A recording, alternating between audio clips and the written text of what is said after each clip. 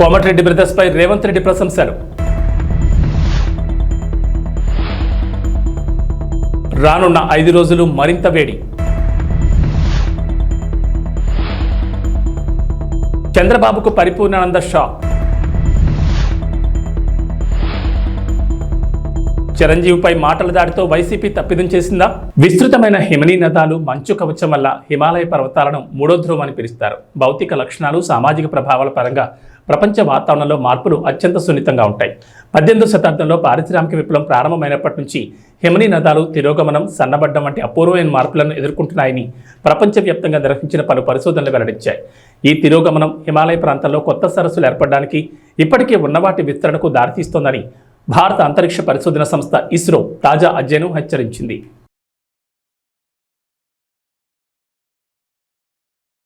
ఉత్తర భారతదేశంలో ప్రచండ భానుడి భగభగలకు జనం అల్లాడిపోతున్నారు. వేడి గాలులు ప్రజలను ఇబ్బందులు గురిచేస్తున్నాయి. దీని నుంచి ఇప్పట్లో ఉపశమనం లభించే అవకాశం లేదని భారత వాతావరణ శాఖ పేర్కొంది. రాబోయే 5 రోజుల పాటు తూర్పు భారతదేశంలోని చాలా ప్రాంతాల్లో వేడి గాలులు కొనసాగుతాయన్నారు. పశ్చిమ బెంగాల్, ఒడిశా, జార్ఖండ్, బీహార్లోని కొన్ని ప్రాంతాల్లో వేడి తరంగాల పరిస్థితులు నెలకొని ఉన్నాయి. అలాగే అధిక తేమ కారణంగా కోస్తా ఆంధ్రప్రదేశ్, తమిళనాడు, పుదుచ్చేరి, కర్ణాటక, గోవా, కేరళ, పశ్చిమ బెంగాల్, బీహార్లోని ప్రజలు అలర్ట్గా ఉండాలని వాతావరణ శాఖ సూచించింది.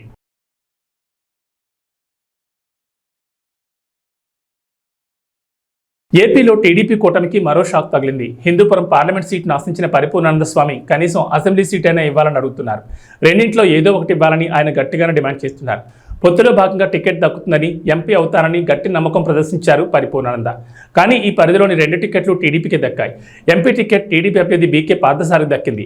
దీంతో ఇండిపెండెంట్గా రంగంలోకి దిగేందుకు స్వామి సిద్ధమయ్యారు. అభ్యర్థుల మార్పు సమాచారంతో స్వామి పరిపూర్ణానంద ఇటీవల చంద్రబాబును కలిశారు. ఆయన టీడీపీలో చేరతారని చాలా బలంగా వినిపించింది. అయితే ఎంపీ టికెట్ తనకు ఇవ్వాలని, లేకపోతే ఇండిపెండెంట్గా పోటీ చేస్తానని బాబుకు స్వామి చెప్పారట. ఈ పరిణామంతో టీడీపీలో కలవరం మొదలైంది. ఎలాగైనా బీజేపీతో మాట్లాడి స్వామిని ఒప్పించాలని చంద్రబాబు భావిస్తున్నారట. భారతీయ జనతా పార్టీ చేతులు ఏం లేదు. మీరు చూస్తున్నారు, అనపర్తి విషయంలోనే ఇటు మార్చి అటు మార్చి టీడీపీ వ్యక్తిని అక్కడికి పంపించి అక్కడి నుంచి నడిపించాలి. కాబట్టి ఈరోజు జరిగే వాతావరణం అంతా కూడా ఒక పురంధేశ్వరి గారు, చంద్రబాబు నాయుడు గారు, వీళ్ళ మధ్యలోనే అన్నీ జరుగుతూ ఉన్నాయి. మోడీ గారికి, అమిత్ షా గారికి వాళ్ళకి దేశవ్యాప్తంగా ఉన్న వాళ్ళ సమస్యల్లో వాళ్ళు తిరుగుతున్నారు, కొట్టుమిట్టాడుతున్నారు. కాబట్టి ఇక్కడ ప్రధానంగా వాళ్ళిద్దరే. కాబట్టి వాళ్ళిద్దరినీ మనం ఏమడుగుతున్నా, మీ పేరు ప్రపోజల్లో పెట్టాము, మీ పేరు చెప్పాము, వాళ్ళు ఒప్పుకోలేదు, కొంత దీనికి కారణం అది కాదు, ఏవో చెప్పుకుంటూ వాయిదా వేస్తూ వచ్చారు. కాబట్టి నేను కూడా ఇప్పటికీ కూడా నేను ఎవరినీ విమర్శించట్లేదు. ఎందుకంటే పార్టీలు వాళ్ళ ఇష్టం. ఇప్పుడు నేను సీటు కోసం నేను అడిగాను, అది వాళ్ళు ఇష్టమైతే ఇస్తారు, ఇష్టం లేకపోతే ఇవ్వరు. కానీ ఇండిపెండెంట్గా పోటీ చేయాలా లేదా అనేది నా ఇష్టం. మెగాస్టార్ చిరంజీవి రాజకీయాలకు దూరంగా ఉంటున్నారు. అయితే తన తమ్ముడు పవన్కు మాత్రం మోరల్ సపోర్ట్ ఇస్తున్నారు. దీంతో వైసీపీ చిరంజీవిపై మాటలు దాడి చేసింది. ఇది తీవ్ర విమర్శల పాలవుతోంది. చిరంజీవి ఎన్డీఏ కూటమి అభ్యర్థులకు మద్దతు ప్రకటించడాన్ని సజ్జల రామకృష్ణారెడ్డి, పేర్ని నాని తీవ్రంగా వ్యతిరేకించారు. అటు వైసీపీ నేతలు కూడా చిరంజీవిపై విమర్శలు డోసు పెంచుతున్నారు. జనసేన పార్టీకి 5 కోట్ల విరాళం ఇచ్చి చిరంజీవి తన మొదటి స్టెప్లో మద్దతు ప్రకటించారు. ఎన్డీఏ అభ్యర్థులు గెలవాలని ఆకాంక్షించి తన పూర్తి మద్దతు ప్రకటించారు. అయితే పవన్తో పాటు ఇప్పుడు చిరంజీవి పైన ఇలా వైసీపీ దాడి చేయడంతో మెగా ఫ్యాన్స్, మూవీ లవర్స్ నుంచి వ్యతిరేకత వస్తున్నట్లు సమాచారం. దీన్ని టీడీపీ అధినేత చంద్రబాబు తన ప్రసంగంలో ప్రస్తావిస్తున్నారు. చిరంజీవి ఏం తప్పు చేశారని వైసీపీ విమర్శిస్తోందని చంద్రబాబు ప్రశ్నించారు. Oscar winners Rajamouli, mega hero చిరంజీవులను జగన్ తన ఇంటికి పిలిపించుకుని ఆహ్వానించారని చంద్రబాబు ఆరోపించారు. చంద్రబాబు విసులు ట్రెండింగ్లో ఉన్నాయి.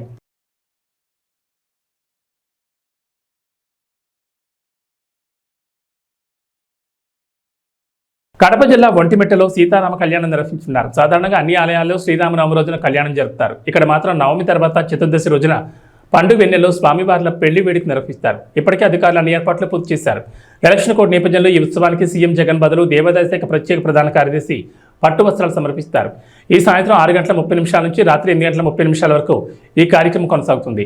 కడప, అన్నమయ్య, రాయచోటి, తిరుపతి, చిత్తూరు, నంద్యాల, కర్నూలు జిల్లాల నుంచి లక్షలాది మంది భక్తులు ఈ బ్రహ్మోత్సవాలకు హాజరవుతారని అధికారులు అంచనా వేస్తున్నారు. కళ్యాణోత్సవాన్ని నేరుగా తిలకించలేని వారి కోసం 28 LED స్క్రీన్లను అమర్చారు. గ్యాలరీలో ఉండే భక్తులకు ఉపశమనం కలిగించడానికి 200కు పైగా ఎయిర్ కూలర్లను అందుబాటులో ఉంచారు. సీతారాముల కళ్యాణోత్సవానికి విచ్చేసే ప్రతి భక్తుడికి గ్యాలరీలోని తలంబ్రాలు, శ్రీవారి లడ్డూ ప్రసాదాలను అందిస్తారు. దీనికోసం టీటీడీ అన్ని ఏర్పాట్లు పూర్తి చేసింది. భువనగిరిలో రోడ్ షో సందర్భంగా కోమటిరెడ్డి అభిమానులను రంజింపజేసేలా మాట్లాడారు సీఎం రేవంత్ రెడ్డి. దాంతో పాటు సీఎం అయ్యే అర్హత ఉన్న వ్యక్తి కోమటిరెడ్డి వెంకటరెడ్డి అని చెప్పి ఆయన అభిమానులందరిలో శభాష్ అనిపించుకున్నారు. కష్ట నష్టాల్లో పేదలకు సేవలు అందించడంలో కోమటిరెడ్డి బ్రదర్స్ మంచి పేరుందని చెప్పారు. ఉద్యమంలో మంత్రి పదవిని త్యాగం చేసిన నాయకుడు కోమటిరెడ్డి వెంకటరెడ్డి. తెలంగాణ రాష్ట్రం వచ్చాకే మంత్రి పదవి తీసుకుంటానని చెప్పి నల్గొండ పోరాట యోధుడు వెంకటరెడ్డి అని రేవంత్ రెడ్డి కొనియాడారు. జగదీష్ రెడ్డిని ఉద్దేశించి భూమికి మూరెడు లేని సన్నాసి మంత్రి పదవి కోసం కాకాపడుతున్నారని, రాజగోపాల్ రెడ్డినే విమర్శిస్తున్నాడని ఫైర్ అయ్యారు. ఆనాడు సోదరిమణి బెల్లి లలిత గుర్తొస్తుంది. భువనగిరి గడ్డ అంటే గుత్పల సంఘం పెట్టిన దొడ్డి కొమరయ్యను ఈ ప్రాంతం ఎప్పటికీ మరవదు. మిత్రులారా, ఇవాళ నేను మీతోని మనసు విప్పి మాట్లాడదలుచుకున్నా. ఈ తెలంగాణ రాష్ట్రం ఆనాడు హైదరాబాదు సంస్థానం ఆదిలాబాదు జిల్లాలో కొమరం భీం రామ్జీ గోండు జల్ జమీన్ జంగల్ అని భూమి కోసం, భుక్తి కోసం, విముక్తి కోసం వాళ్ళు మొదలుపెట్టిన పోరాటం ఈ నల్లగొండ గడ్డ మీద మా ఎర్ర జెండా సోదరులు సాయుధ రైతాంగ పోరాటం మొదలుపెట్టి నిజాంల నుంచి రజాకర్లను జై జై కాంగ్రెస్ హస్తం గుర్తుకే, హస్తం గుర్తుకే. ధన్యవాదాలు సోదరులారా. దూరం నుంచి వచ్చారు. ఈ ఉత్సాహంలో ఎక్కువ స్పీడ్గా ఓకర్రి, జాగ్రత్తగా ఓన్రి. ఎన్నికల వరకు గ్రామాలల్లో కంచేసి బూతుల కాడ కాపలా కాసి గెలిపించండి. మళ్ళా భువనగిరికి వచ్చి మిమ్మల్ని కలిసి మీతో సావధానంగా మాట్లాడతాను తెలియజేస్తూ మీ అందరి దగ్గర సెలవు తీసుకుంటున్నా. మిత్రులారా, మీరు ఒక్క 10 నిమిషాలు నిశ్శబ్దంగా సావధానంగా వింటే, మరా 15 నిమిషాలు సావధానంగా వినాల్సిందిగా మిత్రులను కోరుకుంటూ, నల్గొండ జిల్లా అన్నా, భువనగిరి ప్రాంతం అన్నా, సర్దారు సర్వాయి పాపన్న గౌడు మొట్టమొదట గుర్తొస్తాడు. దొడ్డి కొమరయ్య గుర్తొస్తాడు. చాకలి ఐలమ్మ గుర్తొస్తుంది. రావి నారాయణ రెడ్డి గుర్తొస్తాడు. బద్దం నరసింహారెడ్డి గుర్తొస్తాడు. మల్లు స్వరాజ్యం గుర్తొస్తుంది. ఆరుట్ల రామచంద్రారెడ్డి గుర్తొస్తాడు. ఆరుట్ల కమలాదేవి గుర్తొస్తుంది. ధర్మ భిక్షం గుర్తొస్తాడు. కొండా లక్ష్మణ్ బాపూజీ గుర్తొస్తాడు. ఆనాడు సోదరిమణి బెల్లి లలిత గుర్తొస్తుంది. భువనగిరి గడ్డ అంటే గుత్పల సంఘం పెట్టిన దొడ్డి కొమరయ్యను ఈ ప్రాంతం ఎప్పటికీ మరవదు. మిత్రులారా, ఇవాళ నేను మీతోని మనసు విప్పి మాట్లాడదలుచుకున్నా. ఈ తెలంగాణ రాష్ట్రం ఆనాడు హైదరాబాదు సంస్థానం ఆదిలాబాదు జిల్లాలో కొమరం భీం రామ్జీ గోండు జల్ జమీన్ జంగల్ అని భూమి కోసం, భుక్తి కోసం, విముక్తి కోసం వాళ్ళు మొదలుపెట్టిన పోరాటం ఈ నల్లగొండ గడ్డ మీద మా ఎర్ర జెండా సోదరులు సాయుధ రైతాంగ పోరాటం మొదలుపెట్టి నిజాంల నుంచి, రజాకర్ల నుంచి హైదరాబాదు సంస్థానానికి విముక్తి కలిగించారు. ఈ గడ్డ పోరాటాలకు స్ఫూర్తి. ఈ గడ్డ బానిసతత్వానికి అడ్డంగా నిలబడి నీ బాంచం దొర అనే విధానాన్ని స్వస్తి పలికి ఈ ప్రాంతాన్ని దొరల గడీల నుంచి బంధ విముక్తుల్ని చేసింది ఈ ప్రాంతం. మరి ఇవాళ కుంభం అనిల్ రెడ్డి అధ్యక్షతన చామల కిరణ్ రెడ్డి పార్లమెంట్ నామినేషన్కి నాతో పాటు పెద్దలు కోమటిరెడ్డి వెంకటరెడ్డి గారు, కోమటిరెడ్డి రాజగోపాల్ రెడ్డి గారు, వేముల వీరేశం గారు, మందుల సామెల్ గారు, సోదరుడు మల్రెడ్డి రంగారెడ్డి గారు, కొమ్మూరు ప్రతాప్ రెడ్డి గారు, అదేవిధంగా జిల్లా పార్టీ అధ్యక్షులు, మండల పార్టీ అధ్యక్షులు, గ్రామ శాఖ అధ్యక్షులు, కాంగ్రెస్ పార్టీ కార్యకర్తలతో పాటు పెద్దలు, సిపిఐ నాయకులు, మల్లా పల్లా వెంకటరెడ్డి గారు, అదేవిధంగా చెప్తాను జర్రాగు, మీ అందరినీ ఉదయం నుంచి ఉత్సాహపరిచి మీలో ఒకటిగా ఉన్న బీర్ల ఐలయ్య గారు, కుంభం అనిల్ రెడ్డి గారు ఇంత పెద్ద కార్యక్రమాన్ని ఏర్పాటు చేసి భువనగిరి కోట కాంగ్రెస్ కంచుకోట నిరూపించినందుకు మీకందరికీ మనస్ఫూర్తిగా అభినందనలు మిత్రులారా. తెలంగాణలో మరో 4 రోజులు అక్కడక్కడ మోస్తరు వర్షాలు కురిసే అవకాశం ఉందని హైదరాబాద్ వాతావరణ కేంద్రం వెల్లడించింది. ఇవాళ ఆదిలాబాద్, ఆసిఫాబాద్, మంచిర్యాల, నిర్మల్, నిజామాబాద్, జగిత్యాల, సిరిసిల్ల, భువనగిరి, హైదరాబాద్, సంగారెడ్డి, సూర్యాపేట, హనుమకొండ జిల్లాలో వర్షాలు కురుస్తాయని తెలిపింది. ఉరుములు, మెరుపులతో పాటు గంటకు 30 నుంచి 40 కిలోమీటర్ల వేగంతో ఈదురుగాలులు వీస్తాయని పేర్కొంటూ ఎల్లో అలర్ట్ జారీ చేసింది.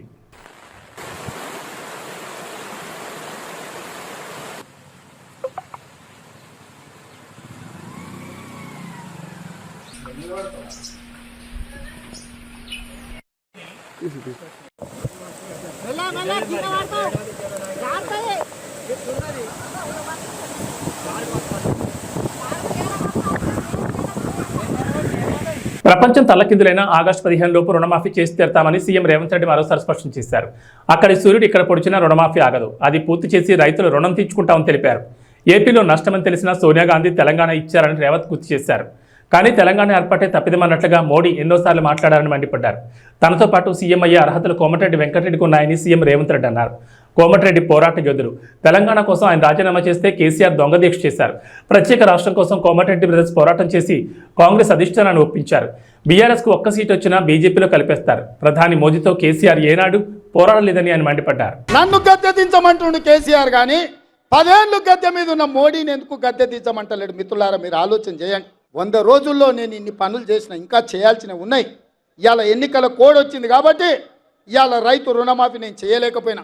అందుకే ఈ నారాయణపేట గడ్డ మీద నుంచి తెలంగాణ రైతాంగానికి 69 లక్షల రైతులకు నేను మాట ఇస్తున్నా. ఆగస్టు 15 తారీఖు లోపల 2 లక్షల రూపాయల రైతు రుణమాఫీ చేసి తీరుతా. ఎట్లయితే ఏడాదిగా ప్రయత్నించిన సంతానం కలగలేదా? నోవా ఐవీఎఫ్ లో ఫెర్టిలిటీ ఎక్స్పర్ట్స్ ను కలవండి. మాతృత్వం కల నెరవేర్చుకోవడానికి ఉచితంగా సంప్రదించండి. మక్తల్, నారాయణపేట, కొడంగల్ ఎత్తిపోతల పథకం పూర్తి చేసినో, ఎట్లయితే ఆర్టీసీ ఉచిత ప్రయాణం ఇచ్చినో, ఎట్లయితే 500 రూపాయలకు సిలిండర్ ఇచ్చినో, అట్లనే 15 ఆగస్టు లోపల 2 లక్షల రూపాయల రైతు రుణమాఫీ చేస్తా. ఏకకాలంలో ఏక మొత్తంలో మీకు రుణమాఫీ చేసే బాధ్యత నాది. మీ బిడ్డను నేను. రాష్ట్రమంతా మాదక ద్రవ్యాలమయమైపోయిందని తెలుగుదేశం జాతీయ అధ్యక్షుడు, మాజీ ముఖ్యమంత్రి నారా చంద్రబాబు నాయుడు అన్నారు. సోమవారం విజయనగరంలో జరుగుతున్న ప్రజాగాళం భారీ బహిరంగ సభలో సీఎం జగన్పై తీవ్ర విమర్శలు గుప్పించారు. మే 13వ తేదీన వస్తున్న రాజకీయ తుఫాన్తో వైసీపీ బంగాళాఖాతంలో కలిసిపోవడం ఖాయమన్నారు. విశాఖను గంజాయికి క్యాపిటల్గా మార్చారని విరుచుకుపడ్డారు. రాష్ట్రంలో బ్లేడ్ బ్యాచ్లు, గంజాయి బ్యాచ్లు తిరుగుతున్నాయని ఆరోపించారు. నాకన్నా పెద్దోళ్ళు, నాకన్నా ఎక్స్పీరియన్స్డ్ పీపుల్, నాకన్నా చాలా చాలా అనుభవం ఉందని చెప్పి గొప్పలు చెప్పుకునే వాళ్ళు చాలామంది ముఖ్యమంత్రులుగా కూడా పనిచేశారు. కానీ నేను ఒకటే అడుగుతా ఉన్నా మీ అందరితో కూడా. ఇంతమందిని మీరు చూశారు. మరీ ముఖ్యంగా రాష్ట్రం విడిపోయిన తర్వాత నాకన్నా ముందు 75 ఏళ్ల ముసలాయన కూడా పరిపాలన చేయడం కూడా చూశారు. ఆయన ఏకంగా 14 సంవత్సరాలు ముఖ్యమంత్రిగా పరిపాలన చేశాడు. 3 సార్లు ముఖ్యమంత్రిగా పరిపాలన చేశాడు. మరి అటువంటి గొప్ప గొప్ప పాలనలు కూడా మీరు చూశారు కదా. నేను మిమ్మల్ని అడిగేది ఒకటే అడుగుతా ఉన్నా. నేను చాలా చిన్నోన్ని. నేను చాలా వయసులో కూడా చిన్నోన్ని, చాలా చిన్నోన్ని కూడా. నేను అడుగుతా ఉన్నా, మరి ఇంత చిన్నోడు చేసిన పనులు ఇదే ఒక గ్రామంలోనే 14 ఏళ్ళు ముఖ్యమంత్రిగా ఎక్స్పీరియన్స్ ఉన్నోళ్ళు ఏ పొద్దుైనా చేశారా అని అడుగుతా ఉన్నా మీ అందరితో కూడా. ఇలా 2 చేతులు పైకి ఎత్తాలి, ఇలా ఇలా ఇలా ఇలా ఇలా ఇలా ఇలా ఇలా ఇలా ఇలా ఇలా ఇలా ఇలా ఆలోచన చేయమని అడుగుతా ఉన్నా. ఈరోజు ఏ రకంగా బ్రతుకులు మారాయి, ఏ రకంగా జీవితాలు మారాయి, ఏ రకంగా వ్యవస్థలోకి మార్పులు తీసుకురాగలిగాము అన్నది ఒక్కసారి గమనించమని చెప్పి కోరుతా ఉన్నా. ఈరోజు ఈ బటన్ నొక్కడమే కాదు, అక్క చెల్లెమ్మల కుటుంబాలకు ఆర్థిక సాధికారత ఇవ్వడమే కాదు, ఇదొక్కటే కాదు జరిగింది. ఈ లిస్టు చదివేటప్పుడు నేను చెప్పా, విద్యా కానుక గురించి కూడా చెప్పా, అదే మాదిరిగా ట్యాబుల గురించి కూడా చెప్పా. ఈ విషయాలు చెప్పేటప్పుడు ఇవి కూడా చెప్పా. ఒకసారి ఆలోచన చేయమని అడుగుతా ఉన్నా. గతంలో ఎప్పుడూ జరగని విధంగా ఈరోజు గ్రామాలు బాగుపడ్డాయి. స్కూళ్ళు మారిపోయాయి, స్కూళ్ళల్లో డిజిటల్ బోధన అందుబాటులోకి వస్తూ ఉంది, పిల్లల చేతుల్లో ట్యాబులు కనిపిస్తూ ఉన్నాయి, స్కూళ్ళన్నీ ఇంగ్లీష్ మీడియంతో కనిపిస్తూ ఉన్నాయి. టెక్స్ట్ బుక్కులు కూడా ఒక పేజ్ ఇంగ్లీష్ ఉంటే మరో పేజ్ తెలుగుతో బైలింగ్వల్ టెక్స్ట్ బుక్కులు ఈరోజు మన పిల్లల చేతుల్లో కనిపిస్తూ ఉన్నాయి. మొట్టమొదటిసారిగా స్కూళ్ళు బాగుపడ్డాయి. మొట్టమొదటిసారిగా మన గ్రామాలలో విలేజ్ క్లినిక్లు ఇక్కడే వచ్చాయి, ఫ్యామిలీ డాక్టర్లు ఇక్కడే వస్తూ ఉన్నారు. ఆరోగ్య సురక్షతో ప్రతి ఇంటిని కూడా జల్లెడబడుతూ ప్రతి పేదవాడికి కూడా టెస్టులు కావాలన్నా, మందులు కావాలన్నా నేరుగా ఇంటికే వచ్చి చేస్తూ ఉన్నారు. స్కూళ్ళు బాగుపడ్డాయి, వైద్యం బాగుపడ్డాయి. ఎప్పుడు చూడని విధంగా ఆర్బీకే రైతు భరోసా కేంద్రం మన గ్రామంలోనే కనిపిస్తూ ఉన్నారు. ప్రతి రైతులను చెయ్యి పట్టుకొని నడిపిస్తూ ఉన్నారు. ప్రతి ఎకరా ఈ క్రాప్ అయింది. పంటలు కూడా ఉచిత పంటల బీమా కింద. ఇంతకు ముందు అయితే పంటల బీమా ఎలా చేసుకోవాలన్నా కూడా చాలామందికి తెలియదు. క్రాప్ లోన్ల కోసం వెళ్ళినప్పుడు మాత్రమే ఆ బ్యాంకులు ఒక 5% 4% కట్ చేసుకొని ఆ లోన్లో ఇన్సూరెన్స్ మాత్రం వాళ్ళకి ఇచ్చేవాళ్ళు, ఇన్సూరెన్స్ ప్రీమియం కింద. ఒకవేళ క్రాప్ లోన్స్ పుట్టకపోతే, క్రాప్ లోన్స్ కోసం బ్యాంకులకు వెళ్ళకపోతే ఇన్సూరెన్స్ కూడా ఎలా చేసుకోవాలనో కూడా తెలియని పరిస్థితిలో వ్యవస్థ బతికేది. అలాంటిది ఈరోజు గ్రామంలోనే ఆర్బీకే ప్రతి ఎకరా ఈ క్రాప్, ఉచిత పంటల బీమా, ఇన్పుట్ సబ్సిడీ కూడా నష్టం జరిగిన వెంటనే ఆ సీజన్ ముగిసేలోగానే ఇస్తా ఉన్న గొప్ప ప్రక్రియ. ఎప్పుడు చూడని విధంగా రైతన్నలకు పెట్టుబడి విషయంలో, పెట్టుబడి కోసం రైతన్నకు సహాయంగా ఏకంగా 13,500 రూపాయలు రైతన్నకు పెట్టుబడి సహాయంగా ఇచ్చే గొప్ప మార్పు జరిగింది కూడా కేవలం మీ బిడ్డ హయాంలోనే. వ్యవసాయం మారింది, స్కూళ్ళు మారాయి, గ్రామంలో కనిపిస్తూ ఉన్న హాస్పిటళ్ళు మారాయి, ఆరోగ్యశ్రీ విస్తరించింది. ఏకంగా 3,300 ప్రొసీజర్లకు తీసుకొని పోయినాం. ఏకంగా 25 లక్షల దాకా ఈరోజు ఏ పేదవాడైనా కూడా జేబీలో ఆరోగ్యశ్రీ కార్డు ఉంటే 25 లక్షల దాకా ఉచితంగా వైద్యం చేయించుకునే గొప్ప పరిస్థితి ఈరోజు ఉంది. ఆలోచన చేయమని అడుగుతా ఉన్నా. మార్పులు అన్నది ఏ స్థాయిలో జరుగుతూ ఉన్నాయని చెప్పి ఒకసారి ఆలోచన చేయమని అడుగుతా ఉన్నా. ఈరోజు అక్క చెల్లెమ్మల్లో, ప్రతి అక్క చెల్లెమ్మల్లోనూ ముఖంలో ఈరోజు ఆత్మవిశ్వాసం కనిపిస్తూ ఉంది. ప్రతి అక్క చెల్లెమ్మ కూడా ఈరోజు తన కాళ్ళ మీద తాను నిలబడడానికి అక్క చెల్లెమ్మలు ఈరోజు ప్రణాళికలు వేసుకుంటా ఉన్నారు. ఈరోజు ప్రతి అక్క చెల్లెమ్మ కూడా నేను గేదెలు కొనుక్కోవచ్చు, నేను షాపులు పెట్టుకోవచ్చు, నేను కూడా ఆదాయం సంపాదించుకోవచ్చు అని ప్రతి అక్క చెల్లెమ్మ ముఖంలో కూడా ఈరోజు కాన్ఫిడెన్స్ కనిపిస్తూ ఉంది, ఆత్మవిశ్వాసం కనిపిస్తూ ఉంది. ఏ అక్క చెల్లెమ్మ కూడా ఎక్కడికైనా బయటికి పోవాలంటే భయపడాల్సిన పని లేదు. ఫోన్లో దిశ యాప్, గ్రామంలోనే మహిళా పోలీస్. ఏ అక్క చెల్లెమ్మ బయటికి పోయినా కూడా దిశ యాప్ డౌన్లోడ్ చేసుకొని SOS బటన్ నొక్కినా, లేదా ఆపదలో ఉన్నప్పుడు ఒక 5 సార్లు ఫోన్ గట్టిగా ఇలా ఇలా ఇలా ఇలా ఇలా షేక్ చేసిన చాలు 10 నిమిషాల్లోనే ఆ అక్క చెల్లెమ్మలకు వెంటనే ఫోన్ వస్తూ ఉంది. ఆపదలో ఉన్నారా అక్క చెల్లెమ్మ అని చెప్పి పోలీస్ సోదరుడు అడుగుతా ఉన్నాడు. 10 నిమిషాల్లోనే మీ ఇంటి దగ్గరికి వచ్చి ఆపదలో ఉన్న అక్క చెల్లెమ్మలకు ఒక అన్నగా తోడుగా నిలబడతా ఉన్నాడు పోలీస్ వ్యవస్థ. ఎన్నికల నిబంధనలను వైసీపీ నేతలు తొంగలో తొక్కుతున్నారని టీడీపీ ఎమ్మెల్సీ అశోక్ బాబు ఆగ్రహం వ్యక్తం చేశారు. సోమవారం మీడియాతో మాట్లాడుతూ వైసీపీ నేతలకు తొత్తులుగా మారి కొంతమంది పోలీసులు సహకరిస్తున్నారని ఆరోపించారు. నామినేషన్ వేయడానికి కుప్పంలో కార్లతో ఆర్వో కార్యాలయంలోకి ఎమ్మెల్సీ భారత్ భార్య దూసుకెళ్లారన్నారు. ఇటీవల టీడీపీ అధినేత చంద్రబాబు నాయుడు నామినేషన్ సమయంలో ఆయన తరపున సతీమణి భువనేశ్వరి 100 మీటర్ల ముందే ఆగి కారు దిగి నామినేషన్ వేశారని గుర్తు చేశారు. అందరికీ నమస్కారం. ఆంధ్రప్రదేశ్లో ఎన్నికల నిబంధనలు, ఎన్నికల కోడ్ని అసలు ఏమాత్రం లక్ష్య పెట్టకుండా వైసీపీ నాయకత్వం చేసే అరాచకాలు ఇది ఏదని చెప్పడానికి వీలు లేకుండా పోతుంది. ప్రత్యేకించి నామినేషన్స్లో ఇక్కడ విచారించదగ్గ విషయం ఏంటంటే, వాళ్ళు ప్రజాస్వామ్యాన్ని గౌరవించే పరిస్థితులు లేరు. రౌడీజం నమ్ముకున్న మనుషులు, పోలీస్ అధికారులు కూడా వాళ్ళకి వంత పాడుతున్నారు. దీనికి వాళ్ళ ప్రత్యక్ష సాక్ష్యం ఏంటంటే, కుప్పంలో ఎమ్మెల్సీ భరత్ నామినేషన్ వేయాలి. ఆయన తరఫున ఆయన భార్య నామినేషన్ వేస్తుంది. ఎన్నికల నిబంధనల ప్రకారం ఏదైతే నామినేషన్స్ వేస్తున్నామో ఆ రెవెన్యూ ఆఫీస్ కానీ లేదా ఆ కార్యాలయానికి 100 మీటర్ల వరకు ఏదైనా సరే అనుమతిస్తారు. 100 మీటర్ల నుంచి కేవలం 5 మాత్రమే లోపలికి వెళ్ళాలి.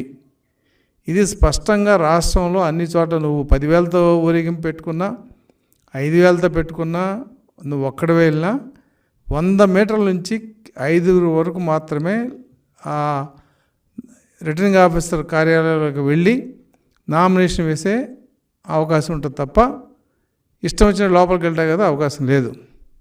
ఇవాళ కుప్పంలో భరత్ వైఫ్ డైరెక్ట్గా 2 కార్లతో ఆర్ఓ కార్యాలయం లోపలికి, ఇంకా అంటే లోపలికి దిగి మెట్లెక్కి లోపలికి వెళ్ళడం అంతే. 100 మీటర్లు అనేవి అక్కడ అప్లై చేయలే. అది మేము సాక్ష్యాలు సహా ఇవాళ మీకు ముందు పెడుతున్నాం. బాబా వీడియో ప్లే చేయి. లోపల ఉడుకుద్ది, ఎట్లా వెళ్తారు లోపల వండే లోపల ఉడుకుద్ది.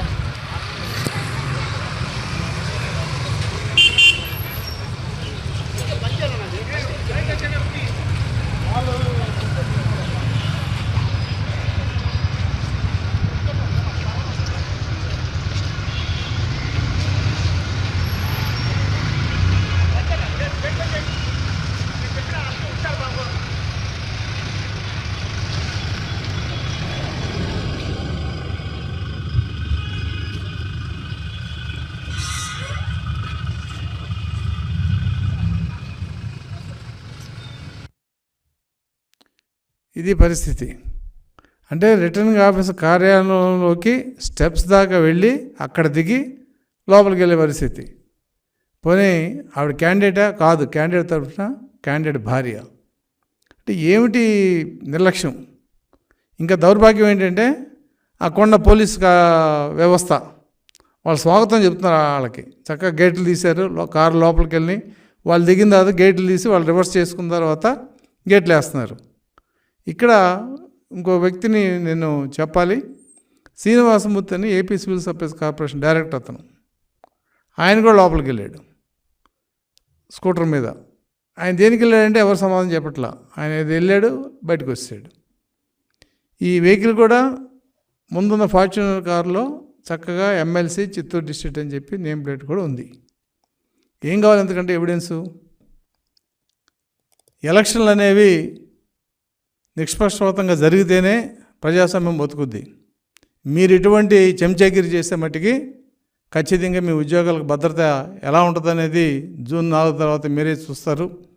కాబట్టి ఇప్పటికైనా సరే అధికారులు, పర్టికులర్గా పోలీసు అధికారులు కానీ మిగతా అధికారులు కానీ, మీరు చట్టాన్ని ఉన్నది ఉన్నట్టుగా అమలు చేయగలిగితేనే మీకు రక్షణ ఉంటుంది. మీరు చట్టాన్ని ఎవడికో అమ్మేసుకుంటే తెలుగుదేశం పార్టీ చూస్తూ ఊరుకోదు. మీరు ఏం చేసినా జూన్ 4 తర్వాత ప్రభుత్వం, తెలుగుదేశం పార్టీ అధికారంలోకి వస్తుంది. కాబట్టి ఇటువంటి చెంచాలని ఖచ్చితంగా ఉంచే ప్రయత్నం అయితే జూన్ 4 తర్వాత జరుగుద్దని తెలుగుదేశం పార్టీ తరఫున, ఇది బెదిరింపా, రిక్వెస్టా, లేదంటే హితవా ఏదనుకున్నా కూడా వాస్తవం అయితే మేము చెప్పదలుచుకున్నాం. కుప్పంలో జరిగిన ఈ సంఘటనని మేము central election, state election commission దృష్టికి తీసుకెళ్ళి అధికారుల మీద ఖచ్చితంగా చర్య చేసే విధంగా మేము ఈ అంశాన్ని తీసుకుంటామని తెలియజేస్తున్నాం.